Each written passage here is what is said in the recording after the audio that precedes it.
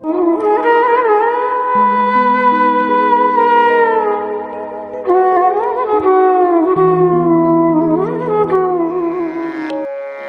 दिवसाच्या सकाळच्या सत्राच्या कथेला आपण सुरुवात करत आहोत।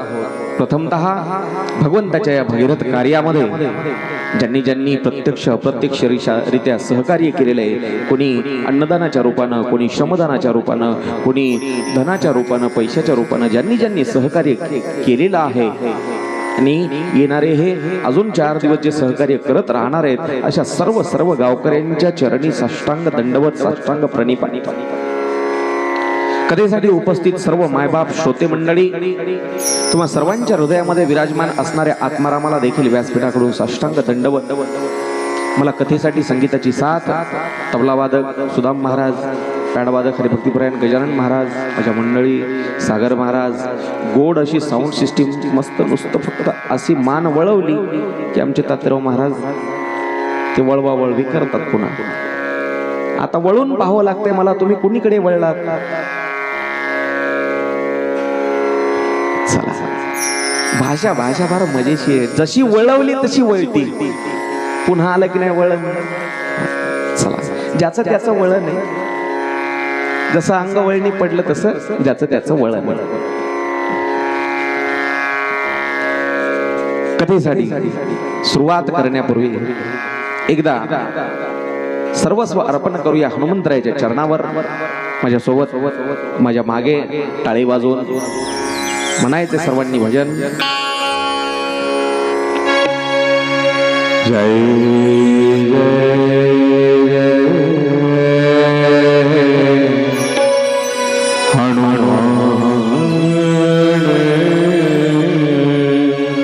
गोसाई कृपा करा,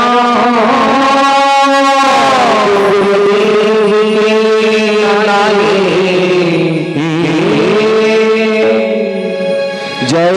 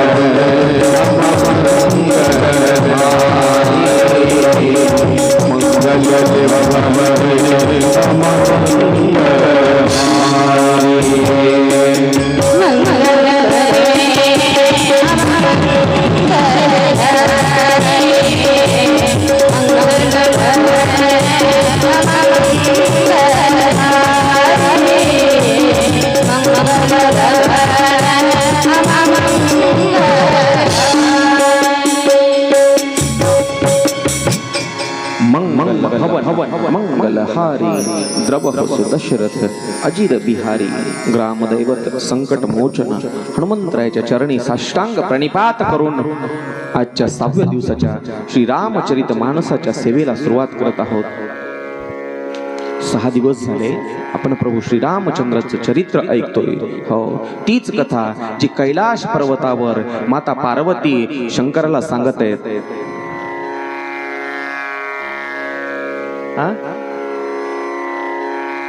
चालू द्या म्हणा तुमचं तुम्ही, आमचं आहे ते लक्ष्मी. शंकरजी आई पार्वतीला सांगत आहेत आणि तीच कथा प्रयागच्या ठिकाणी भारद्वाज ऋषींच्या आश्रमामध्ये भारद्वाज श्रोते आहेत आणि याज्ञवल्क्य जे बाहेरून अतिथी आलेत ते भारद्वाज आणि इतर साधू संतांना जी रामकथा सांगत आहेत तीच कथा तुलसीदासांनी जी रामचरित मानसामध्ये सांगितली तीच कथा जशीच्या तशी मी तुम्हाला सांगत आहे. अशी ही गोड पवित्र रामकथा. आणि या रामकथेचा 6वा दिवस. कालपर्यंत आपण गोड कथा श्रवण केली. कुठपर्यंत आलो होतो पण आपण काल कथेमध्ये?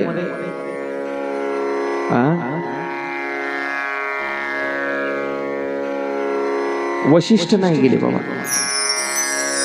वशिष्ठ राजगुरू आहेत, त्यांनी ते राजश्री आहेत म्हणजे ते नाही बाबा, तुम्ही अजून थोडे लांब गेले.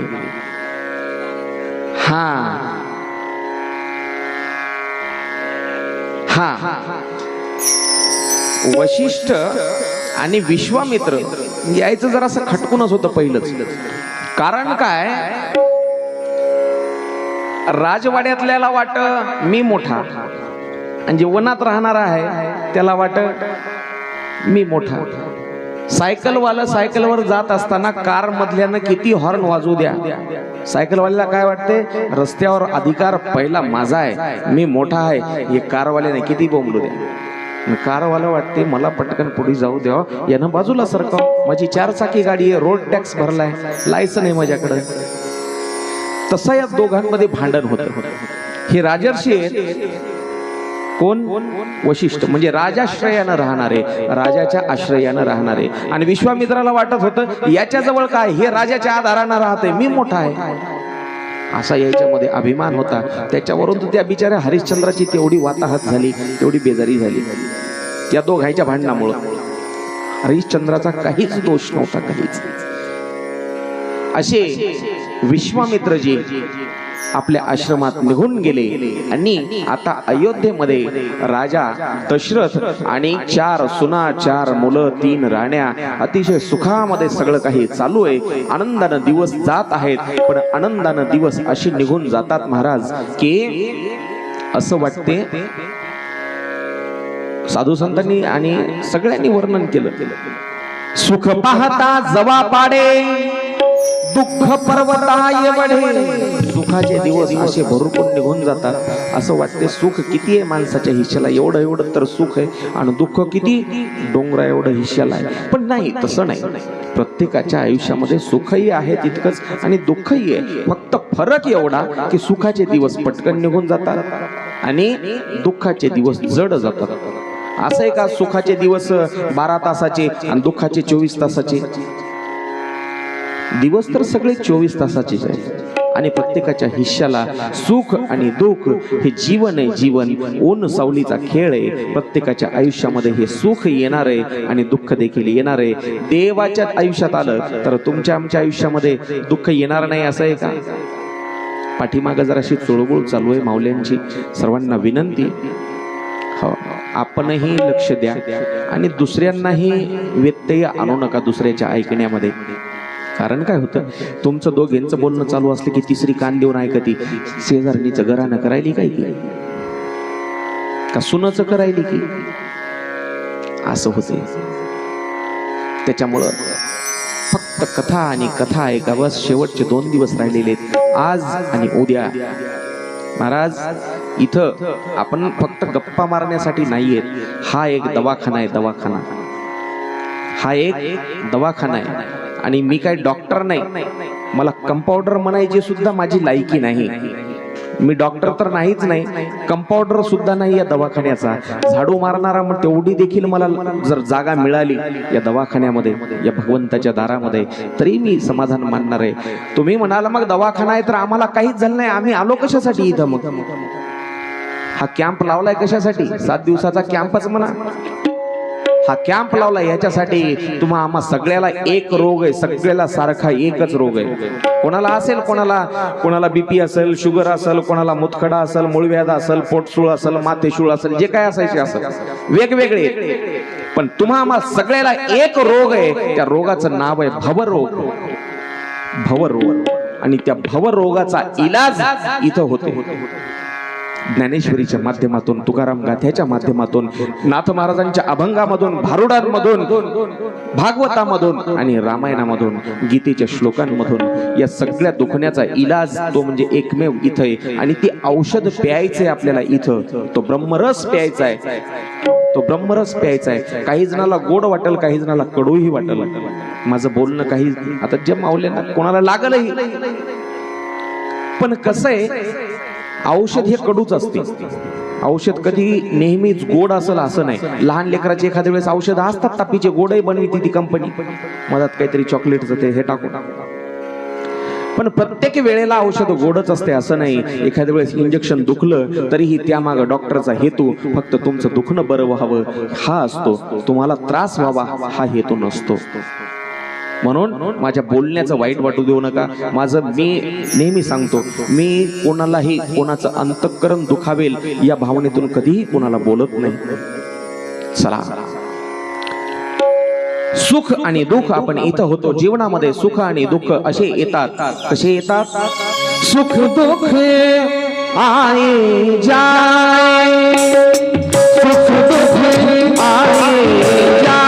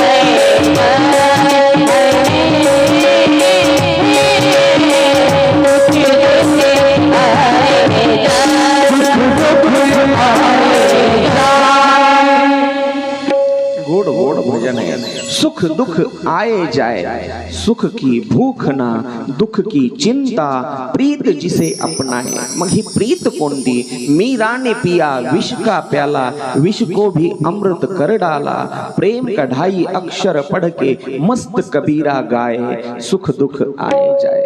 ती प्रीती, ते प्रेम आहे भगवंताचं. भगवंत जर हृदयामध्ये माणसाच्या बसलेला असेल तर तुम्हाला जीवनातलं कोणतंही दुःख हरवू शकत नाही आणि त्या दुःखाची दाहकता तुमच्यापर्यंत पोहोचत नाही. चला, आनंदाने दिवस जात आहेत आणि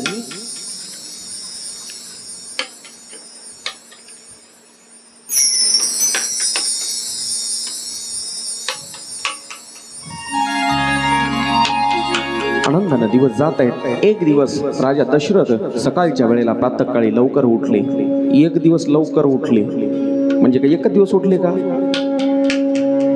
लवकरच उठत होते राजा दशरथ. राज्य सांभाळायचे आपल्याला, 4 एकर शेत सांभाळायचं असेल तर आपण भल्या पहाटे उठून रानामध्ये ते डुकरण रोही सांभाळायसाठी जातो.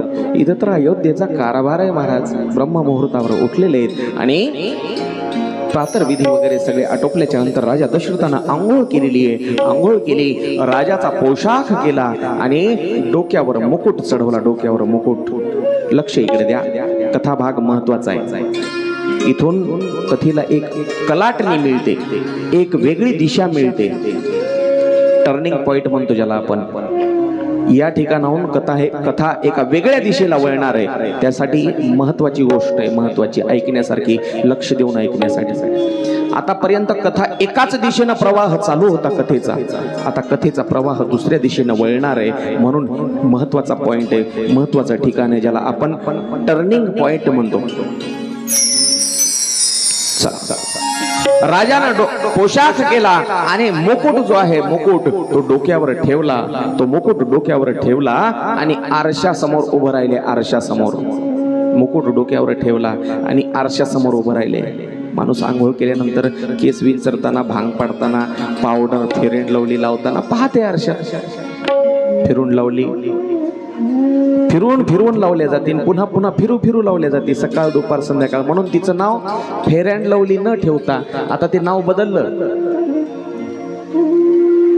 चला ही राहू द्या बाजूला. तुम्ही जे दररोज सकाळ संध्याकाळ प्रॉडक्ट वापरता, फेर अँड लवली, फेर अँड लवली, माहित आहे काही जणांनी, सावळ्या मुलींनी कंपनीवर केस केली. फेर अँड लवली उजळपणाच काय सौंदर्याचं प्रतीक आहे, म्हणजे निशाणी आहे का? उजळपणा, गोरेपणा नाही. काळा मनुष्य, काळी स्त्री, काळी मुलगी देखील सुंदर दिसू शकते. मग म्हणले त्या मुलींनी केस केली एका संघटनेने, कोर्टामध्ये दावा टाकला कंपनीच्या विरोधात.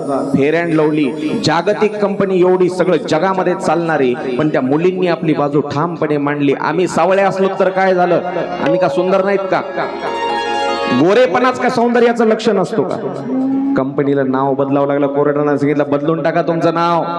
आता नाव बदललं, काय नाव आलंय आता सांगा? Glow and lovely. बघा त्या छोट्या मुलीने टाळ्या एकदा तिच्यासाठी.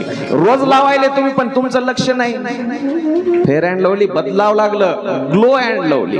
ग्लोचा अर्थ चमक, फेर अँड लवली बदलावं लागलं, आता ग्लो अँड लवली. मला सांगा, खरंच फेर अँड लवली लावल्यावर खरंच माणूस सुंदर दिसतो का, गोरा होतो का? तसं जर असलं असतं तर फेर अँड लवलीचे सगळे कारखाने भारतात न टाकता दक्षिण आफ्रिकेत टाकले असते. त्या कंपनीमध्ये सगळे कारखाने, सगळे ब्युटी प्रॉडक्ट सगळे जास्तीत जास्त त्या काळ्या लोकांच्या देशामध्ये राहिले असते की नाही? उगाचच आपण टीव्हीला पाहतो, माणूस इतका आहारी गेलाय महाराज, या प्रसार माध्यमांच्या इतका आहारी गेलाय. किती आहारी गेलाय सांगतो. आपलं खाणं पिणं राहणं सगळं काही टीव्ही वाल्यांच्या हातात आहे. तुम्ही जरी म्हणले आमचं राहणं खाणं पिणं सगळं काय आमच्या हातात आहे, नाही, तुमच्या हातात अजिबात नाही. तुम्ही झोपेतून उठले तेव्हापासून झोपी जाईपर्यंत सगळेजण त्या टीव्हीच्या प्रसार माध्यमाच्या आणि मोबाईलच्या आहारी आहात. सगळं काही तुमचं त्यांच्या ताब्यात आहे. कसं सांगतो? सकाळी तुम्ही उठणार, उठल्याबरोबर दात कोणत्या पेस्टनं घासायचे कोण ठरवते? तुम्ही ठरवता? नाही. टीव्हीला जी ऍडव्हर्टाईज पुन्हा पुन्हा येते आणि त्याच्यामध्ये कोणता हिरो येऊन सांगते त्याच्यावर अवलंबून आहे. बबूलनं दात घासायचे का, कोलगेटनं घासायचे का, पेप्सोडेंटनं घासायचे? बरोबर. ब्रश कोणता वापरायचा, ओरल बीचा वापरायचा की अजून कोणता वापरायचा? तोंड ब्रश करणं झालं नंतर मग तुम्ही चहा कोणता प्यायचा? टाटा टी प्यायचा का अग्नी प्यायचा का सुपर डस्ट प्यायचा का अजून कोणता तितली प्यायचा, आसाम प्यायचा का लायन नंबर 1 प्यायचा? हे सगळं ते ठरवणार. बरं, चहा पिल्याच्या नंतर आता चला आंघोळीची तयारी. आंघोळीला जाताना मग साबण कोणता नेणार तुम्ही बाथरूम मध्ये? लाईफ बॉय न्यायचा का संतूर न्यायचा का लक्स न्यायचा? लाईफ बॉय है जहां तंदुरुस्ती है वहां. माहित आहे तुम्हाला? शॅम्पू 50 पैशाची पुडी असते हो, 50 पैशाची, पण त्याची दिवसातून कमीत कमी 100 वेळेला ऍडव्हर्टाईज येते टीव्हीवर. हो, Sunsilk head and shoulder check shampoo. अरे काय 50 पैशाचं प्रॉडक्ट तुम्ही ओरडू विकायले आणि सगळी केसायची मातीच्या दरडेची ती काळी माती आणून केसायला लावायची, तेव्हा काळे भोर केस असे कमरेच्या खाली जायचे महिला मंडळीचे. गव्हाचा पाला कुटून ते केसाला लावायची पद्धत होती पहिली. लांब लचक केस गळण्याचा प्रॉब्लेम नाही, पांढरे होण्याचा प्रॉब्लेम नाही. आता एवढे शॅम्पू आल्यामुळे तर सगळे पांढरे, राख लागली ना. बरोबर. आंघोळ झाली, चला बाथरूम मधून बाहेर या. काय हरकत नाही. कपडे कोणत्या कंपनीचे घालायचे, रेमंडचे घालायचे का कोणते घालायचे ते देखील कोण सांगणार? अहो अंडरविअर सहित ऍडव्हर्टाईज, अंडरविअर लक्स कोझी. अरे काय बाहेरकडे, लोकांना स्वातंत्र्य द्या ना. तुम्ही जेवणामध्ये चपाती, रोटी, भाकर ती कोणत्या कंपनीच्या पिठाची खायची? चक्की भोज, काय काय अन्नपूर्णा आटा. अरे मीठ कोणतं टाकायचं ते ठरवू द्या ना. या तुमच्या ट्रिपल रिफाईंड दांडी नमक. अरे हे जेव्हा हे मीठ नव्हते तेव्हा आमचे शास्त्रज्ञ आमच्या भारतामध्ये आर्यभट्ट होऊन गेले, चाणक्य होऊन गेले. त्याला काय हे दांडी नमकच आणि टाटा नमकच होतं का आयोडीन युक्त? नाही. तेव्हा साधं सागरी मीठ, ते दगडी मीठ, काय सेंदे मीठ म्हणतो आपण त्याला, कुठं शेंबेलोण म्हणतात, कुठं सेंद मीठ म्हणतात. त्या मिठावर आमचे माणसं शास्त्रज्ञ झाले, जगात नाव रोशन केलं आमच्या भारत भूमीचं. आता हे सगळं आणूनही याच्या आहारी जाऊ नका. काय तर ते तेलाची ऍडव्हर्टाईज, कोणते कोणते तेल आले, ते तेल खाण्याचे. महाराज हे तेल एवढे घातक आहेत, शक्य तेवढं कमीत कमी खाण्याचा प्रयत्न करा, कमीत कमी खाण्याचा तेल. जेव्हा हे तेल नव्हते ना, आपल्या गावामध्येच भुईमुग पेरायचे, करडी पेरायचे, त्या करडीचं तेल काढून आणायचे. तेव्हाच्या माणसाच्या तब्येती पहा. कोणाला होता तेव्हा दमा, बीपी, शुगर, काही होतं का? कोलेस्ट्रॉल वगैरे, साखरेचं प्रमाण. आमच्या मायबापाला, आजी आजोबाला माहीतच नव्हतं शरीरात साखर असती. होतं का माहित का कोणाला? पहिल्या लोकांना माहित होतं का शरीरात साखर असती? एवढंच माहित होतं की सासूच्या कुलपामध्ये साखर राहते. आता प्रत्येकाला माहित झालं शरीरामध्ये बी साखर असते.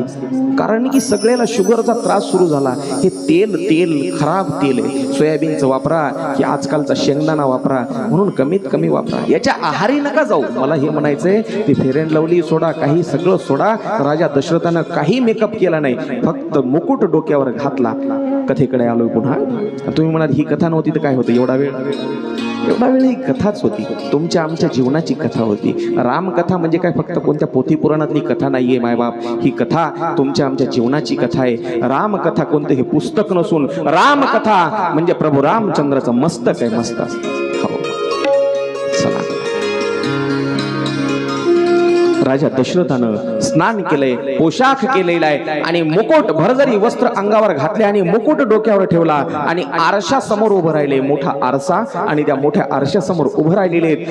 उभं राहून आरशामध्ये पाहिलं तेव्हा राजाला दोन गोष्टी दिसल्या. दोन गोष्टी कोणत्या? त्या लक्षपूर्वक ऐका. त्या दोन गोष्टीवरून माणसाचं आयुष्य कसं ठरलं जातं, पुढचा माणसाचा आयुष्यक्रम, पुढचं आयुष्य. त्या दोन गोष्टी ह्या की डोक्यावरचा मुकुट थोडासा वाकडा झालाय. डोक्यावरचा मुकुट, डोक्यावरचा ताज ज्याला म्हणतो आपण, ते थोडासा वाकडा झालाय. तुम्ही म्हणाल यानं काय झालं? वाकडा झाला तर काय झालं? शहाण्याला फक्त एका गोष्टीचा इशाराच काफी असतो.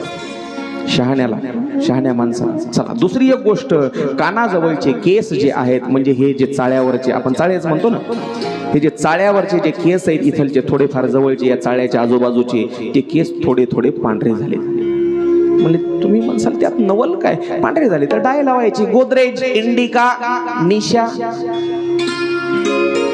नाही, पण शहाणे माणसं रंगवायच्या भानगडीत पडायचं नाही. राजा दशरथानं पाहिलं आणि अर्थ लावला. अर्थ, मुकुट वाकडा झाला याचा अर्थ राजा दशरथानं अर्थ काढला. आता वेळ झालेली आहे, आपण कारभार सोडून द्यायचे. मुकुट वाकडा, डोक्यावरची टोपी राजाच्या वाकडी झाली. समजून घेतलं आता आपल्याला नीट मुकुट सांभाळता येईन डोक्यावरचा. याचाच अर्थ आपण राज्य सांभाळण्याच्या लायकीचे राहिलो नाही. मुकुट म्हणजे एक माणसाची शान आहे आणि ती जर शान त्या राजाची सांभाळता स्वतःला येत नसेल तर आपण राज्य काय सांभाळणार? आपण कारभार सोडून द्यावा आणि मुलाकडे द्यावा कारभार आणि आपण आता हरिहरी करावा. पहा, ही गोष्ट प्रत्येक माणसाला, महिला मंडळी असो की पुरुष मंडळी, राजा दशरथ पुरुष आहे म्हणून असं नाही की कथा फक्त दशरथासाठी पुरुष मंडळीसाठी आहे, असं नाही. महिला मंडळी आणि पुरुष मंडळी दोघांनी लक्षात घ्यायचंय. ज्या वेळेला आपल्या हातून जे नित्याचे काम आहेत ते जरी व्यवस्थितरित्या होत नसतील तर समजून घ्यायचं आता आपण आपला कारभार आपल्या सुनबाईकडं किंवा आपल्या मुलाकडं देण्याची वेळ आलेली आहे. महिलांनी समजून घ्यायचं आता कारभारी सुनला करायचं, आणि पुरुष मंडळीनं समजून घ्यायचं आता कारभार मुलांच्या हातात द्यायचा. एवढी अवघड गोष्ट आपल्याला पटल का महाराज? सगळं काही कारभारासाठी तर चाललंय. हो, भोकरला जाता जाता वाटत 3दा बसावं लागते दम लागायली. उन्हात सहन होईना दगदग म्हाताऱ्याला, तरीही बाजारला मीच जातो म्हणते. कारभार सुटणं महाराज, कारभार सुटणं. हो, महिला मंडळीच तेच तुमचं. आता काय कसं आहे, काल तुमच्या विषयी बोललो मी, त्याच्यामुळे आज तुम्हाला काय बोलणार नाही, कारण उद्या तुम्ही येणारच नाहीत परत. कारभार सोडता आला पाहिजे, कारभार. हो, आणि कारभार सोडून काय करायचं?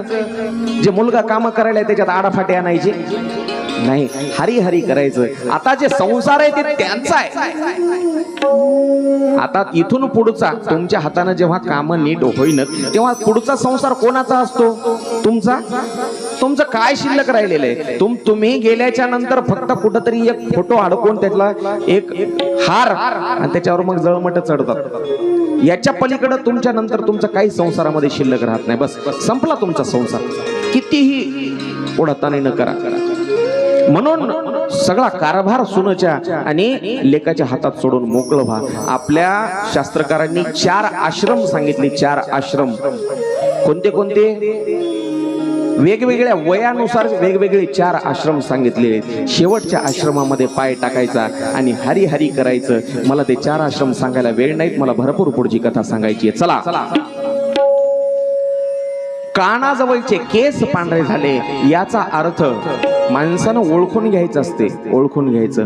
म्हातारपण कानाच्या जवळ येऊन सांगते कानाजवळचे केस पांढरे झाले ना. म्हातारपण कानात येऊन सांगते, कानाच्या जवळ. लोकांना ऐकू जाऊ नये याच्यासाठी कानाच्या जवळचे केस आधी पांढरे होतात आणि ते केस माणसाच्या कानात सांगतात. काय सांगतात? काहीच नाही सांगत. अरे म्हातारा झाला तू, तुम्हाला काय वाटलं दुसरं काही सांगते? महिला मंडळी आणि पुरुष मंडळीला कानाच्या जवळचे केस आधी पांढरे होतात की नाही लक्षात ठेव. हे चाळ्यावरचे भोवतालचे इथले, आणि ते येऊन कानात सांगतात माणसाच्या, काय ए म्हातारे म्हातारी झालीस तू. आणि त्या वेळेला समजून घ्यायचं आता कारभार करायचे दिवस नाहीत. बस सुनाईच्या हातामध्ये लेकाच्या हातामध्ये कारभार द्यायचा आहे आणि आपण हरी हरी करायचंय. पण ते होत नाही. मान, माणसाला मान जे आहे ते सोडू वाटत नाही. पहा, सगळं काही या कारभारासाठी चालू आहे. जोपर्यंत तुमचा घरामध्ये मान टिकून आहे ना तोपर्यंतच कारभार करण्यात मजा आहे. पुरुष मंडळी, एखाद दिवशी तुम्ही भोकरला बाजाराला गेले आणि बाजारातून घरी आले, समजा घरी आले थकून उन्हाच्या वेळेला, असं म्हणायची गरज पडू नये पाणी आणणारे.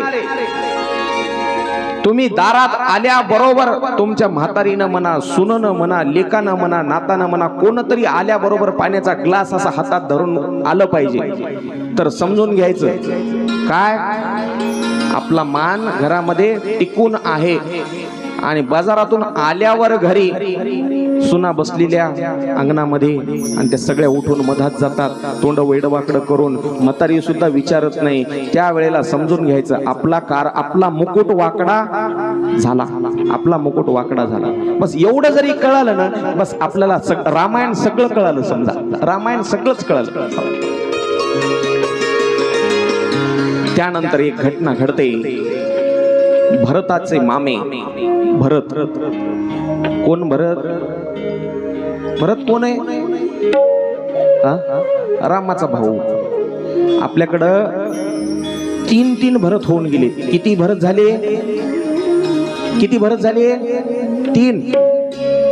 महाराज काय 4 बोट म्हणा करायले तर 3च म्हणायले, असं कसं? 3 भरत झाले भारतामध्ये मुख्यतः. तशी आता गावा परत आहेत भरत, पण मुख्यतः 3 भरत झाले. त्यामध्ये एक भरत सांगा, जड भरत, ठीक आहे. दुसरा भरत हा रामायणातला भरत. रामायणातला म्हणजे हाच रामाचा भाऊ, राजा दशरथाचा मुलगा. आणि तिसरा एक भरत मुख्यतः सांगितला जातो, तो म्हणजे शकुंतलेचा भरत. ऐकला असेल बाबा? हा, बस शकुंतलेचा भरत. तर मुख्यतः 3 भरत होऊन गेले. भरताचे मामा म्हणजे या भरताचे मामा युद्धाजित राजे. काय नाव त्या मामाचं? भरताचे मामा. युद्धाजित राजे आलेले आहेत आणि मामाच्या गावाला भरताला घेऊन गेलेले आहेत. आणि भरताला मामाच्या गावाला घेऊन गेल्याच्या नंतर पुन्हा काही दिवस निघून गेले आणि दशरथाच्या मनामध्ये, राजा दशरथाच्या मनामध्ये एक विचार आला. आपण आता कारभार सोडून द्यायचा विचार करत आहोत. मग आपण आपल्या ठिकाणी आपण निवृत्त होतो, आपण रिटायरमेंट घ्यायला, मग आपल्या जागी रामाला जर गादीवर बसवलं तर विचार आहे फक्त डोक्यामध्ये. तो विचार तसाच राजानं 14 दिवस मनात ठेवला. 14 दिवस आणि 15व्या दिवशी, मग 14 दिवसानंतर 15वा दिवस उजाडला आणि 15व्या दिवशी आपले गुरु वशिष्ठांना सांगितलं, महाराज मला असं वाटते की माझ्या जागेवर आता गादीवर मी रामाला बसवावं, रामाला बसवून मी निवृत्ती घ्यावी. बस वशिष्ठानं सांगितलं, नेक काम में देरी कैसी, चांगल्या कामाला विलंब कशाला, शुभस्य शीघ्रम. काय म्हणतात?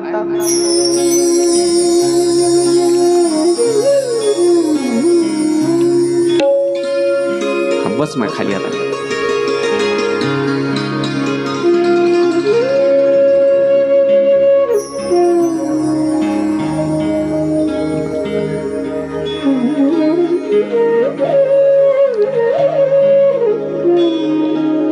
वशिष्ठांनी राजाच्या विचाराचं, राजाच्या निर्णयाचं स्वागत केलं आणि सांगितलं, रामाला गादीवर बसवणं केव्हाही चांगलं, चांगल्या कामाला विलंब कशाला, शुभस्य शीघ्रम, नेक काम में देरी क्यों, असं म्हटले. आणि उद्याच राज्याभिषेक करून टाकू.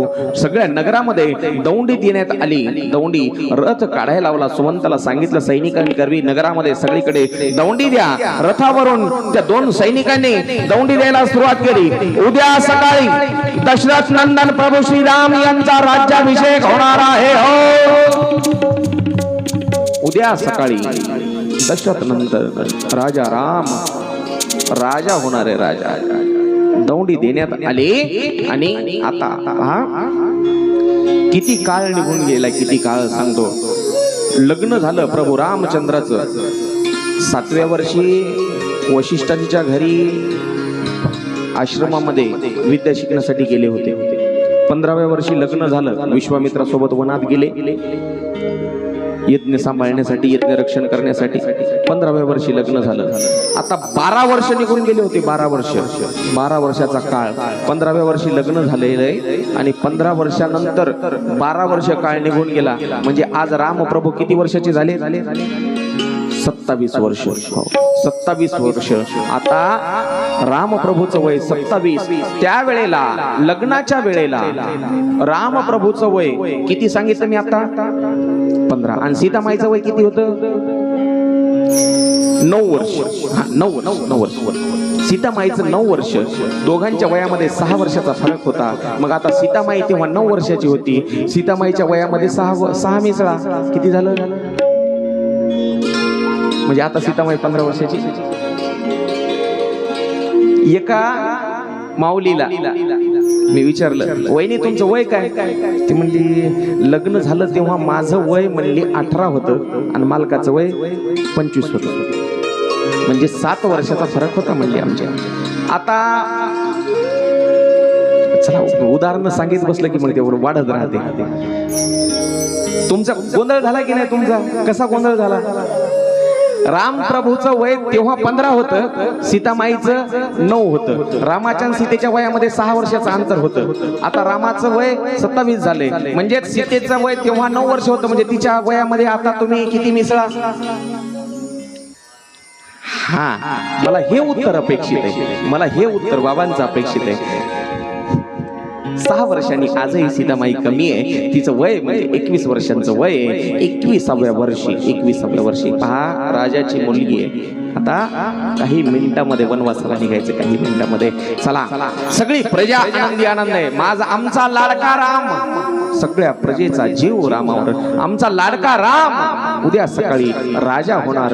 आमचा राम राजा होणार. सगळी प्रजा आनंदामध्ये. सर्वांनी सगळ्या नगरामध्ये सर्व नगरवासियांनी दरवाजावर तोरण बांधली. ढोल नगाडे वाजू लागले. सनई मंगलवाद्य वाजू लागली. स्वर्गामध्ये देवांची मीटिंग भरली. स्वर्गामध्ये देवांची देवांची मीटिंग भरली.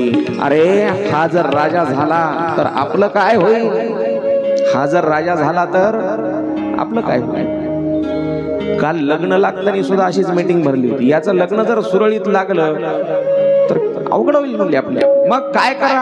आपल्याकडे एक मन आहे, आपल्याकडे मन नाही, ती भावनाच आहे सगळ्यांच्या मनामध्ये. लग्नातच मांडवालाच करतात म्हणत. याच्या मांडवाला आपण करून ठेवलेलं आहे म्हणले 14 मिनिटं उशीर केलत की नाही? हे कुठून आलेत विचार? हे पुराणातून आलेले हे विचार, पुराणातूनच आलेले. कोणताच विचार हा वाईट नाहीये. मांडवाला करतात म्हणजे काय? असं का फूक मारणं, मंत्र बाधा असं काही नाही महाराज, असं काही नाही. अंधश्रद्धा काढून टाका, अंधश्रद्धा ठेवू नका. श्रद्धा ठेवा तुम्ही, पण अंधश्रद्धा नका ठेवू. असं काही नाही की कर्तुक असते, करणी असते. अरे काही असू द्या, हे बाबा सांभाळणार आहे. फक्त याचं नाव घ्या, फक्त याचं नाव. पळे भूत बाधा, बस. काय जवळ येत नाही. भूत पिशाच निकट नाही आग. कोणाची करणी करायची काय किंमत आहे? हे असे काही कट कारस्थान असतात, त्यालाच करणी केली म्हणतात. त्यालाच काय म्हणतात? करणी केली. काही जवळ येत नाही. याच्या लग्नामध्येच आपण कारस्थान केलं तर म्हणले, याच्या लग्नात मांडवालाच पूजलं होतं. याच्या आता आपण ते काहीतरी करू म्हणले. मग स्वर्गामध्ये देवाची मीटिंग बसली. काम दिलं सरस्वतीकडं. हो, सरस्वती माय, तुमच्याशिवाय हे काम होत नाही. काय करा? तुम्ही एक विकल्प निर्माण करा. सरस्वतीने एक विकल्प निर्माण केला आणि तो विकल्प बसला हिवराच्या झाडावर. कशाच्या झाडावर? हिवराच्या. तुमच्याकडे हिवराच म्हणतात ना? आहेत इकडे झाडं कुठे राहतात? ते महाराष्ट्रभर, भारतभर सगळीकडे झाड आहेत, सगळीकडे झाड आहेत. हिवराच्या झाडावर विकल्प बसला आणि त्याला आदेश दिला, अयोध्येमध्ये एकाच्या डोक्यामध्ये प्रवेश कर, विकल्प निर्माण कर. द्वैत बुद्धी ज्याला म्हणतो आपण, द्वैत बुद्धी. विकल्प निर्माण कर. त्या विकल्पानं आणि सरस्वतीने विचार केला, कोणाच्या बुद्धीमध्ये फरक करायचा? अयोध्येमध्ये सगळे जन्मलेले सगळे सज्जन आहेत. मी सांगितलं 3 नगरांचं वर्णन आलेले रामचरित मानसामध्ये, रामायणामध्ये 3 नगरांचं वर्णन. 3 नगर कोणते कोणते? एक अयोध्या नगरी, एक मिथिला नगरी आणि तिसरी लंका नगरी. त्यामध्ये जनकपुरी सगळी सज्जनाची, अयोध्या देखील सगळी सज्जनाची. अयोध्येमध्ये सगळे जन्मलेले सगळे सज्जन आहेत. मग विकल्प निर्माण करायचा तर कोणाच्या बुद्धीमध्ये करायचा? असं एक पात्र निवडलं अयोध्येमधलं, जे अयोध्येमध्ये जन्मलेली नव्हती. अयोध्येमध्ये जन्मलेली नव्हती. तिचं नाव मंथरा. कोण होती ही मंथरा? ती राजा दशरथाला हुंड्यात आलेली होती. हुंड्यात सोबत ती कोण? कैकेयीच्या माहेरातून आलेली होती. हो, कैकेयी सोबत आलेली तिकून माहेरातून. ती हिवराच्या झाडावर तो विकल्प बसला. मंथरा फुलं आणण्यासाठी, दुर्वा आणण्यासाठी, काहीतरी कामानिमित्त त्या शेतामध्ये गेली होती. अयोध्येच्या नगराच्या बाहेर गेली होती. मंथरा जेव्हा त्या शेतामधून त्या वाटेनं येत होती, त्या हिवराच्या झाडाखाली काही क्षण थांबली आणि त्या हिवराच्या झाडाखाली थांबल्याच्या नंतर त्या विकल्पानं सरस्वतीनं केलेली जी दुर्बुद्धी होती, आपण त्याला दुर्बुद्धी म्हणू, विकल्प म्हणू, त्या दुर्बुद्धीनं प्रवेश केला मंथरेच्या डोक्यामध्ये. दुर्बुद्धीनं प्रवेश केला मंथरेच्या डोक्यामध्ये. तेव्हापासून हिवराचं झाड आजही, आपण कितीही ऊन लागू द्या माणसाला, कितीही ऊन लागू द्या, पण हिवराच्या झाडाखाली बसतो का? किती उन्हाळ्याचे दिवस आहेत तरी बी काही ज्यांना माहित नसल, काहीला अज्ञान असेल की बाबा हे झाड हिवराचं आहे, आपण याच्या खाली बसू नये, चांगलं नसते, ते माणूस बसल. पण शक्यतोवर शहाणे माणसं हिवराच्या झाडाखाली बसतच नाही, कारण माणसाला दुर्बुद्धी सुचते. आता सुचते की नाही माहित नाही, पण मंथरेला सुचली. म्हणून तेव्हापासून माऊलींनी सुद्धा ज्ञानेश्वरीमध्ये वर्णन सांगितलं बरं का, हिवराची सावली सज्जने जैसी नाडी. हिवराची सावली चांगले माणसं कधीही टाळतात. सावलात त्या हिवराच्या झाडाखाली बसत नाहीत. हिवराची सावली सज्जने जैसी नाडली. मंथरेच्या बुद्धीमध्ये त्या विकल्पानं, त्या दुर्बुद्धीनं प्रवेश केला आणि मंथरा नगराकडे निघाली. नगरात आल्याच्या नंतर, अयोध्येत आल्याच्या नंतर मंथरेनं सगळीकडे पाहिलं की नगर सगळं सजवलेलं आहे. मी सकाळी गेले होते शेतामध्ये फुलं आणायला, आता दुपार झाली, सायंकाळ व्हायची वेळ आली, आता तर सगळं सजवलेलं दिसायला, सकाळी काहीच नव्हतं. पाहायला लागली दारावर तोरण आहेत, गुढ्या उभारले आहेत, अंगणामध्ये सडे टाकलेले आहेत, रांगोळी टाकलेले आहेत, दिवे लावायची तयारी चालू आहे. कशाचा आनंद? मंथरेनं विचारलं येणाऱ्या जाणाऱ्या लोकांना, रस्त्यामधून जाणाऱ्या लोकांना, देख मंथरा नगरू बनावा, मंजुल मंजुल बाज बधावा, पूछसी लोगन काहू उछाहो. लोकांना विचारलं, पूछसी लोगन काहू उछाहो, अरे कावड्या मारतायत रे, कावड्या मारतायत. काही काही माणसाची भाषाच असते. मी कालही मला वाटतं विषय निघाला सांगितलं, काही काही माणसं सरळ सहज जरी बोलायचं असेल तर उगाच भांडण केल्यासारखं बोलतात. मंथरा आज मग तिच्या डोक्यामध्ये तर दुर्बुद्धीनं प्रवेश केला होता. देख मंथरा नगरू बनावा, ते नगर सजवलेलं पाहिलं, मंजुल मंजुल बाज बधावा, मंगल वाद्य वाजत आहेत. आणि हे सगळं पाहिल्याच्या नंतर पूछसी लोगन काहू उछाऊ, कशामुळे तुम्ही आनंदित आहात, इकडून तिकडे उड्या मारत आहात. राम तिलक सुनी मा उर्दा, राम तिलक सुनी, राम तिलक म्हणजे रामाला राज्याभिषेक होणार ही बातमी तिला समजली, लोकांनी सांगितली. तेव्हा मा उर दाहू, हृदयामध्ये आग लागली, तिच्या आग लागली. बस रामाला राज्याभिषेक होणार हे कळल्यावर मंथरेला धक्का बसला. घाई घाईनं कैकेयीकडे निघालेली आहे. कैकेयीच्या महालामध्ये आल्याच्या नंतर, हो कैकेयीच्या महालात आल्याच्या नंतर तिनं पाहिलं, इकडं तिकडं पाहिल्याच्या नंतर कैकेयी दिसलेली नाहीये. कैकेयी दिसत नाही हे पाहिल्याच्या नंतर मंथरा कैकेयीच्या शयनगृहाकडे आलेली आहे. शयनगृहामध्ये कैकेयी एका मंचकावर पहुडलेली होती. मंचकावर कैकेयी पहुडलेली असताना दरवाजामध्ये मंथरेला पाहिलं आणि मंथरेला पाहिल्याच्या नंतर कैकेयीने विचारलं, अगं अशी तू उभी का? दररोज आल्याच्या नंतर चांगलं काहीतरी बोलतेस माझ्याशी. फार फार घनिष्ठ संबंध होते कैकेयीचे आणि मंथरेचे, फार जवळचे संबंध होते. लहानपणापासून दोघीही सोबत राहिलेल्या होत्या, कैकेयी आणि मंथरा. लग्न झाल्याच्या नंतर कैकेयी जेव्हा माहेराला निघाली होती तेव्हा तिच्या बापानं कैकेयीच्या सोबत, तुला तिथं माहेरात सासरामध्ये करमणार नाही म्हणून काय कर, त्या मंथरेलाही सोबत नाही. तेव्हा तिथून सोबत आलेली होती मंथरा. एवढे घनिष्ठ संबंध. तेव्हा मंथरेला म्हटलं कैकेयीनं, अगं अशी तू उभी का? चुपचाप तो क्यों खड़ी है? बस मेरा राम तो कुशल है ना. काय म्हटलं? पहिला शब्द पहा कैकेयीचा, पहिला शब्द, मेरा राम तो कुशल है ना. मंथरेचे शब्द ऐका. मंथरा म्हणती, राम के सिवा कोई और कुशल हो सकता है भला? रामाशिवाय दुसरं कोणी या राज्यामध्ये सुखी असू शकतं का? अगं असं का म्हणतेस? असं कशामुळे म्हणतेस? तुला माहित नाही का? पोरी काय म्हणते, तुला माहित नाही?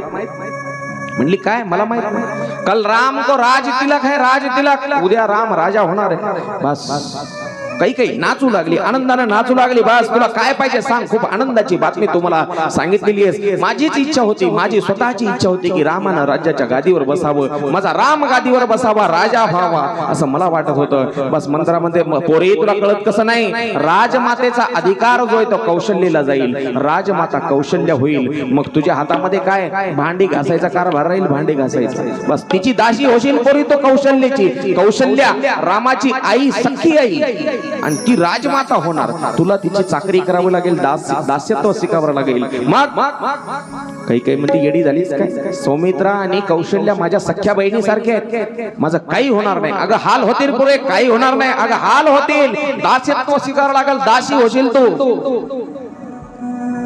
काहीही कैकेयीवर काही परिणाम होत नाही. मंथरा सांगून सांगून थकली आणि तिला चक्कर आली. मंथरा खाली कोसळायला लागली. तेव्हा कैकेयी धावत गेली आणि त्या मंथरेला धरलं. मंथरेला धरल्या बरोबर मंथरा आणि कैकेयी हातांचा स्पर्श एकमेकीला झाल्या बरोबर तो जो विकल्प होता कोणाच्या डोक्यामध्ये, मंथरेच्या डोक्यामध्ये, त्या विकल्पानं कैकेयीच्या शरीरामध्ये प्रवेश केला, कैकेयीच्या बुद्धीमध्ये. बरोबर. म्हणून माणसं काय म्हणतात, आपण जो माणूस अमंगळ आहे त्याला हात लावू नये. एकमेकाला स्पर्श अस्पृश्य ही भावना ही कुठून आलेल्या आहेत? ह्या संकल्पना शास्त्रकारांनी ह्या संकल्पना त्यामुळेच सांगितले. जसा मंथरेच्या विकल्पानं, मंथरेच्या शरीरात असलेल्या विकल्पानं कैकेयीच्या शरीरामध्ये विकल्पानं त्या प्रवेश केला, तसेच काही वाईट दुर्गुण एका माणसाचे आपल्या माणसामध्ये येऊ नयेत म्हणून कोरोनामध्ये बी तसंच होतं की कशाला ध्यान काढता महाराज त्या कोरोनाचं. 2 वर्ष गिळू दिलं नाही, त्यांना लग्न तर खाऊ दिलं नाही चांगलं कोणाचं. बरोबर. एकमेकाला हात लावायचे. 2 गज की दूरी, मास्क है जरूरी. मेरे प्यारे भाइयों देशवासियों, आजही महाराज झोप उडती, झोप आवाज ऐकला की मेरे प्यारे भाइयों और बहनों, कल से 500 और 1000 के नोट. बस हा एका गावामध्ये असं कथेमध्ये मी सांगितलं, आजी उद्या मोदी येणार आहे म्हणलं गावामध्ये. मोदी मुर्दा बसवला त्या मोदीचा. म्हणलं आजी काय झालं? इतक्या नोटा होत्या म्हणली माझ्या जवळ. किती नोटा होत्या? इतक्या. महाराज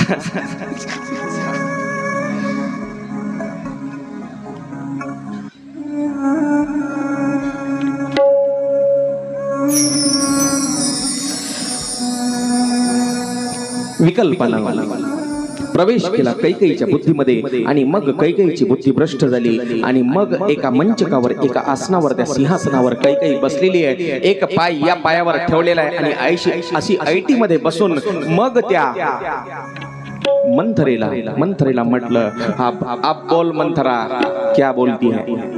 आता बोल मंथरा, काय म्हणतेस तू? कारण आता बुद्धी भ्रष्ट झाली. बस तू म्हणशील तर विहिरीत उडी मारू का? विहिरी या महिला मंडळीला तेव्हापासून प्रिय आहेत बरं का. गोष्ट प्रत्येक विचार करण्यासाठी आहे. मी उगाच काही बोलत नाही. प्रत्येक गोष्टीचा असा अर्थ आहे. विहिरी कधीपासून प्रिय आहेत महिला मंडळीला? तुमच्याकडे आहे का ती भानगड?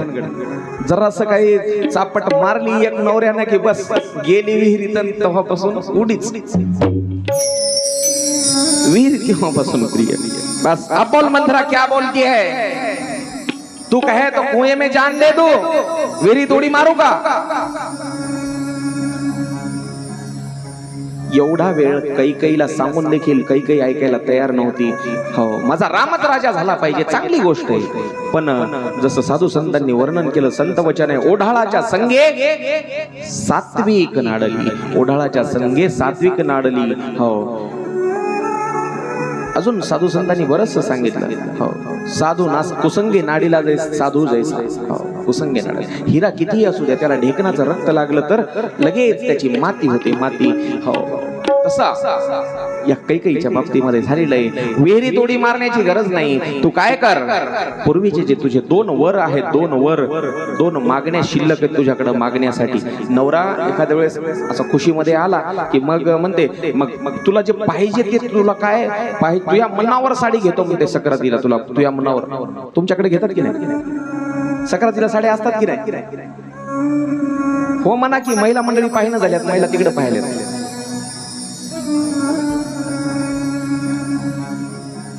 नवरा काय म्हणते, तुझ्या मनावर साडी घेतो म्हणते. हा, मग नक्की ना? पक्क? हो, तुझ्या मनावर घेतो. पक्क ना? पक्क. मग आता नाही घ्या, आता घेऊ नका. आता मला साड्या आहेत खूप. काय करा, आता माझ्या बहिणीचं लग्न होणार आहे म्हणली आता पुढे उन्हाळ्यामध्ये, आणि मग तेव्हा माया मनावर आताची एक आणि मगची एक, 2 साड्या माया मनावर. हे तसाच प्रकार होता. त्यालाच वर म्हणायचं. त्यालाच काय म्हणायचं? वर म्हणायचं. 2 वर शिल्लक आहेत ना तुझे, ते 2 वर मागून घ्यायची आता वेळ आलेली आहे. ते 2 वर मागून घे. ठीक आहे, काय मागू? कैकेयी राजाची राणी आहे, अतिशय जीव आहे रामावर, तरी देखील आता विचार तिच्या स्वतःची बुद्धी राहिली का? सगळी त्या मंथरेच्या आहारी गेली. दासी असून देखील ही तिची दासी झाली. मी काय मागू वरामध्ये ते तूच मला सांग म्हणाली. आता तुला अक्कल नाही का? तू राजाची राणी आहेस, तू माग ना. माणसाचं तसंच असतं. घरामध्ये जेव्हा आपलं घर जोपर्यंत एक संघ आहे, एकजूट आहे, बाहेरच्या तिसऱ्या व्यक्तीचा कोणाचा हस्तक्षेप नाही, तोपर्यंत काही होत नाही. पण घरामध्ये तिसरं कोणीतरी व्यक्ती, तिसरी कोणीतरी शेजारी, पुरुषच असेल असं नाही, स्त्रीही असू शकते, ती आपल्या शेजाऱ्याचीच कोणीतरी असू शकते. तिनं येऊन जेव्हा आपल्या घरच्या स्त्रीचे कान भरले, तेव्हा मग घरची स्त्री म्हणते, मग काय म्हणते, मग कसं करू, माझ्या जाऊ माझ्यावर फार दात खाऊ नये, मग कसं करू, तू सांग. बाहेरच्या व्यक्तीने येऊन सांगायचं तुमच्या घरामध्ये काय करायचं ते. तुमचं घर आहे ते जर एक संघ ठेवायचं असेल, टिकून ठेवायचं असेल, तर बाहेरच्या व्यक्तीचा हस्तक्षेप होऊ देऊ नका. बस हात जोडून एवढं जरी तुम्हाला कळालं ना, सगळं रामायण कळालं समजा. बस आपलं घर कसं टिकून ठेवायचं हे कळायला पाहिजे, हे कळायला पाहिजे. रामायण याच्यासाठी आहे. ही मंथरा दासीला सल्ला विचारतीये, राणी दासीला सल्ला विचारतीये, राणीनं सल्ला विचारावा का दासीला? तुमच्या शेतामध्ये येऊन काम करणाऱ्या खुरपणाऱ्या स्त्रीला घरच्या मालकीनं सल्ला विचारायचा का? काही म्हणते काय मागू वरामध्ये. मंथरा मग आता एका तिच्यापेक्षा उंच खुर्चीवर जाऊन बसली, काही पेक्षा, आणि आता काही खालच्या खुर्चीवर आहे. बस मग अशी मंथरा बसली. मी सांगते तसं माग. 2 वर मागायचेत ना. एका पहिल्या वरानं भरताला गादी माग, भरताला राजगादी, आणि दुसऱ्या वरानं 14 वर्षाचा वनवास मागून घे म्हणले रामाला. 14 वर्षाचा. हो, पण लक्षात ठेव, दशरथ राजा जोपर्यंत रामाची शपथ घालत नाही, काय दशरथ राजा जोपर्यंत रामाची शपथ घालत नाही तोपर्यंत वरांची मागणी करू नको, तोपर्यंत वर त्याला सांगू नको तुझी काय मागणी आहे. रामाची शपथ जोपर्यंत घालत नाही तोपर्यंत. काही सगळं काही ऐकलं, आणि आता या शयन कक्षामध्ये थांबायचं नाही म्हणले. तिने जे भरजरी वस्त्र होते अंगावरले, दाग दागिने भरजरी वस्त्र सगळे काढून टाकले, मलिन वस्त्र परिधान केले, फाटलेली साडी नेसली, फाटलेली मळकट साडी, मळकट रंगाची साडी नेसली, आणि कोप भवनामध्ये, कोप भवन पूर्वीच्या काळी घर मोठाले असायचे राजे रजवाड्यांचे, आणि एक विशिष्ट खोली असायची, विशिष्ट खोली असायची, एक विशेष खोली. त्या खोलीला काय नाव असायचं? कोप भवन. काय ते कोप भवन म्हणजे? राजभवन ऐकलं, शयन कक्ष ऐकलं, भांडारगृह, पाकगृह, बरंच काही ऐकलं. हे कोप भवन म्हणजे काय? स्पेशल बायकांसाठीच होतं. ज्या बाईला आज रुसाव वाटलं तिनं ते तिथं रुसायचं, आणि त्या खोलीत जाऊन रुसूबाई रुसू, तेच कोपरा म्हणजे मग ते कोप भवन. ते कोपरा म्हणजे ते कोप भवन होतं. तेव्हापासून रुसायची पद्धतही तेव्हापासूनची, पहिलीपासून बायकांनी रुसायचं, आणि त्या कोपऱ्यात म्हणजे त्या कोप भवनामध्ये जाऊन बसायचं. काही रुसली आणि मलिन वस्त्र परिधान केले, मलिन वस्त्र, खराब साडी. त्याच्यामुळं ज्या सुवासिनी असतात, एक पद्धत सांगितलेली आहे सुवासिनीनं घरामध्ये कसं राहायचं, प्रसन्न राहिलं पाहिजे, अंगावर चांगले कपडे असले पाहिजे, दररोज सांगतो. आणि कोप भवनामध्ये काही जी आहे ती जमिनीवर पडली, खाली जमिनीवर. सुवासिनीनं आपल्या घरामध्ये खाली जमिनीवर, खाली चटई वगैरे न टाकता न अंतरता कधीच झोपायचं नाही जमिनीवर. घरामध्ये दुर्भाग्य येण्याची लक्षणं नाही. असं राहणं म्हणजे घरामध्ये फाटके वस्त्र, माणसानं देखील पद्धतशीर माणसाच्या अंगावर कपडे जुने का असणार पण स्वच्छ असले पाहिजे. फाटलेले काहीतरी असे काळ्या कुट्ट रंगाचे, बिभत्स रंगाचे असे कपडे नसावेत माणसाच्या अंगावर. माणसाचा जसा वेश असतो तशी माणसाची मानसिकता बनत जाते. माणसाच्या अंगावर चांगले कपडे असले ना, उगीच एक माणसाचा आत्मविश्वास वाढलेला असतो. त्यावेळेला माणसं हे दिसणं माणसाचं समोरच्या व्यक्तीवर छाप पाडतं, म्हणून माणसानं चांगलं राहिलं पाहिजे. काही मलिन वस्त्र, फाटके वस्त्र, खराब झालेली साडी अंगावर घातली, सगळे दागदागिने काढून फेकलेले, आणि त्या कोप भवनामध्ये अलंकार सगळे काढून फेकलेले, केस मोकळे सोडलेले, केस मोकळे सोडून त्या कोप भवनात जमिनीवर पडून राहते. बस त्यावेळेला राजा दशरथाला वाटलं ही आनंदाची बातमी आपण आता कैकेयीला सांगावी. कैकेयीला ती वार्ता, आनंदाची वार्ता. कोणती वार्ता? उद्या सकाळी रामाला राज्याभिषेक करायचा आहे आपल्याला. ही बातमी आपली आवडती राणी, सगळ्यात आवडती राणी, त्या राणीला आपण बातमी सांगितली पाहिजे. त्यासाठी राजा दशरथ धावत कैकेयीच्या महालाकडे येत आहेत, आणि कैकेयीच्या महालाकडे आल्याच्या नंतर महालामध्ये इकडे तिकडे शोधाशोध केली, हाका मारतायत राजे दशरथ कैकेयीला, पण कैकेयी दिसत नाहीये. त्याच वेळेला त्यांच्या दृष्टीत मंथरा पडते, आणि मंथरेला विचारते, मेरी प्यारी राणी कैकेयी कहाँ है? माझी सर्वात आवडती राणी कैकेयी कुठे? मंथरेनं त्यावेळेला एका क्षणाचाही विलंब न लावता लगेच सांगितलं, कोप भवनात. कोप भवनात शब्द ऐकल्या बरोबर राजा दशरथाला धक्का बसला. राजा दशरथाला धक्का बसला. बस कोप भवन सुनी सुकू चेऊ राऊ, भयस बस अग फूड परई न पाऊ, सुरपती बसई महाबल जाके, नरपती सकल रहे रुख ताके. हो, गोड तुलसीदासांनी वर्णन केलेलं आहे कोप भवन. आनंदाच्या समयी इतका आनंद, नगरात आनंदी आनंद. राम राजा होणार आहे, राम राजा होणार आहे, सगळ्यांचा लाडका राम राजा होणार आहे. पण या आनंदाच्या वेळेला अतिशय जीवनामधली सगळ्यात आनंदाची घटिका ती म्हणजे रामाचा राज्याभिषेक. आणि एवढ्या आनंदाच्या समयी माझी लाडकी कैकेयी कोप भवनात म्हणल्यावर काहीतरी अघटित घडणार आहे. त्यामुळे राजा दशरथाला धक्का बसला आणि त्या धक्क्यामध्ये राजा विचार करतोय, कोप भवन सुनी सुकुच राम,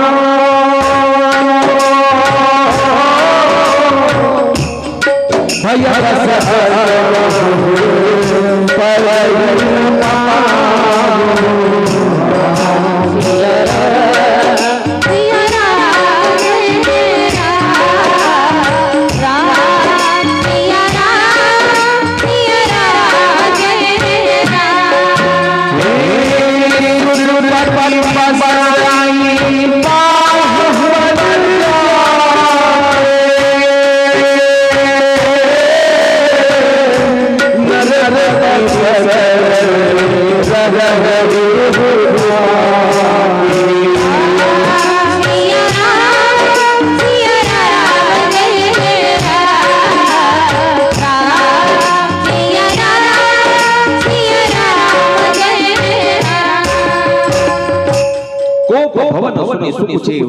कोप भवन शब्द ऐकल्याच्या नंतर दशरथाला वाटलं काहीतरी अघटित घडणार आहे.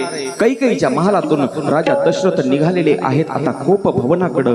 कोप भवनात जाताना मात्र राजाचे पाय उचलत नव्हते, पाय अडखळत होते, पाय जड झाल्यासारखे वाटत होते. दशरथ राजे पोहोचले कोप भवनाच्या दरवाजावरती.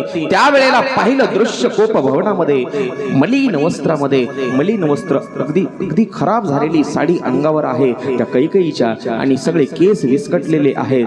केस विस्कट मोकळे सोडून अलंकार विरहित ती कैकेयी जमिनीवर पडलेली पाहिली. दशरथजी समोर आल्याबरोबर दशरथ राजे समोर आल्याबरोबर, दरवाजात आल्याबरोबर कैकेयीनं पाहिलं, एक नजर पाहिलं आणि त्याच वेळेला मोठ्या आवाजात सांगितलं, निकल जाओ यहां से, निकल जाओ यहां से. दशरथ राजे अतिशय काकुळतीला विनवणीच्या स्वरामध्ये येऊन, क्या हुआ कोकिल कंठी, काय म्हणतात, क्या हुआ कोकिल कंठी. कोकिल कंठी राणीची विनवणी करतायत. बायकोची मनधरणी कशी करायची ते सुद्धा रामायण शिकवते. बायकोची विनंती, बायको एखाद्या वेळेस रुसलेली आहे, तिला मनवायचं कसं, काय म्हणतात तुमच्याकडे मनवायचं, हे हिंदी शब्द झाला, उसको मनाना है. तो रुसलेल्या माणसाला तिची समजूत कशी काढायची ते सुद्धा रामायण शिकवतं. रामायण किती महत्वाचं आहे पहा. प्रत्येक क्षणाला रामायण काय करायचं, आपण माणसानं आयुष्यात वागायचं कसं रामायण शिकवते. बायकोनं पाहिलं, कैकेयीनं पाहिलं, राजा दशरथाला दरवाजात पाहिल्याबरोबर अतिशय क्रोधायमान झालेली कैकेयी आणि सांगितलं मोठ्या आवाजात, निकल जाओ यहां से, निकल जाओ. ऐकलं आणि त्यावेळेला राजा दशरथ अगदी काकुळतीला असं खाली वाकून, ती आता जमिनीवर झोपलेली आहे, राग आल्यावर काय बायकायचं काही सांगता येत नाही. हो, मग लांब पडलेली आहे, निकल जाओ म्हटल्या बरोबर राजा दशरथानं, क्या हुआ कोकिल कंठी. कोकिल कंठी म्हणजे कोकिळेसारखा आवाज असणारी, अरे कावळ्यासारखी तर ओरडली आता, निकल जाओ यहां से, तरी तिला काय म्हणते, कोकिल कंठी.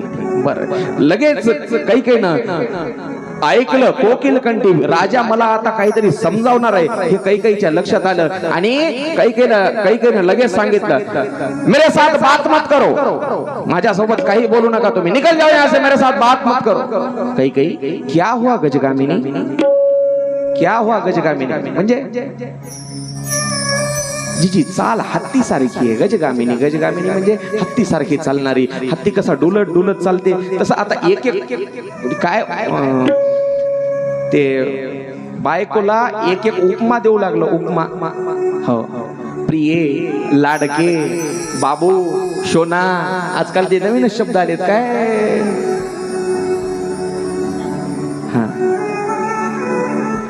पिल्लू, अजून काय, हो. लयच महाराज या मोबाईल नंतर फार वाट लागली हो. चला मला विषय तिकडे न्यायचा नाही, मला हा विषय सांगायचा आहे.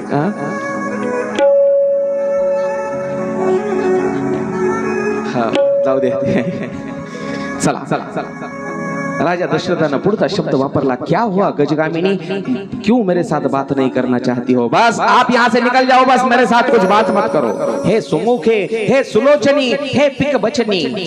राजा दशरथ आपल्या राणीला, सगळे शब्द रामायणामध्ये आहेत बरं का, हेच शब्द रामायणामध्ये आहेत। हे बाबू, शोना, काय पिल्लू, हे काही नव्हतं तेव्हा।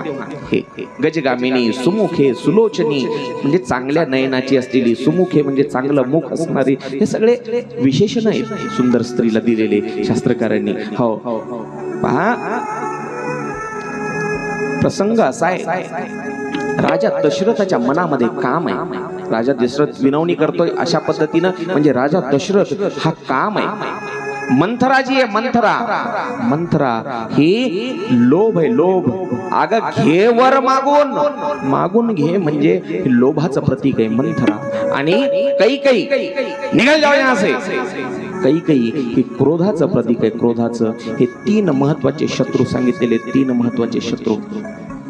तीन महत्वाचे शत्रू माणसाच्या भोवताली असणारे, हे शत्रू तर कधीही मारता येतील तुम्हाला। या शत्रूवर सहज विजय मिळवता येईल। शेजारी पाजारी, राजकारणातले शत्रू, स्वैर समाजातले शत्रू, घरातले शत्रू, शेजारचे, हे कधीही मारता येतील तुम्हाला, त्यांच्यावर विजय मिळवता येईल। पण जे आतमधले जे शत्रू आहेत की नाही, आतमधले, त्यांना मारणं फार अवघड आहे। म्हणून त्यांच्यावर विजय मिळवण्याचा प्रयत्न करा, त्यांच्यावर विजय मिळवण्याचा प्रयत्न करायचा आहे। चला, राजा दशरथ मी सांगितलं तो कामाचा प्रतीक आहे। हे असे शब्द माणसानं पत्नीला हे वापरायला पाहिजे, पण त्याला एक वयाची मर्यादा सांगितलेली आहे शास्त्रकारांनी, बरोबर आहे? आता मला सांगा, राजा दशरथाचं काय वय राहिलं होतं का हो पत्नीला इतक्या लाडानं बोलायचं? तातेराव महाराज 4 मुलं, 25 किती, 27 वर्षाची, 4 मुलं 27 वर्षाची, घरामध्ये 4 सुना आहेत। आणि हे म्हातारा म्हणते, ए राणी, ए सुमुखे, ए सुलोचनी। म्हातारा माणूस, समजा आपल्या घरातलं 4 सुना, 4 लेक, आणि म्हातारा माणूस आपल्या त्या म्हातारीला म्हणते, काही अवघड आहे की नाही कार्यक्रम? राजा दशरथ काम आहे, काम। आणि कैकई जी आहे, क्रोध आहे, क्रोध। आणि मंथरा, अगं घे वर मागून, मागून घे, हे लोभाचं प्रतीक आहे, लोभाचं। बस 4 सुनांचा सासरा आणि 4 मुलांचा बाप, ती 4 सुनांची सासू झालेली, एवढं सगळं 80 वर्ष, 80-85 वर्ष वय। आणि असं जर या भाषेमध्ये बोलायला लागलं, समजून घ्या त्या घरामध्ये काहीतरी अघटित घटणार आहे, अघटित घटणार आहे। हो चला, राजा दशरथ विनवणी करू लागले कैकईची विनवणी करत असताना कैकई हट्टाला पेटलेली, माझ्यासोबत बोलूच नका, कारण तिचा गुरु कोण झालती? मंथरा झालती। त्या मंथरेनं सांगितलंच होतं, बस जोपर्यंत राजा दशरथ रामाची शपथ घालत नाहीत, काय म्हणतोय मी, जोपर्यंत रामाची शपथ घालत नाहीत तोपर्यंत ते वर मागू नकोस।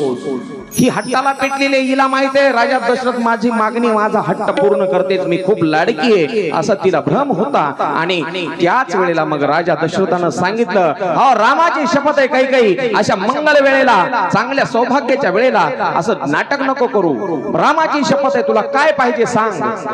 त्या वेळेला रामाची शपथ असे शब्द ऐकले आणि ती अंग टाकून जमिनीवर पहुडलेली कैकई उठून बसली। आणि मग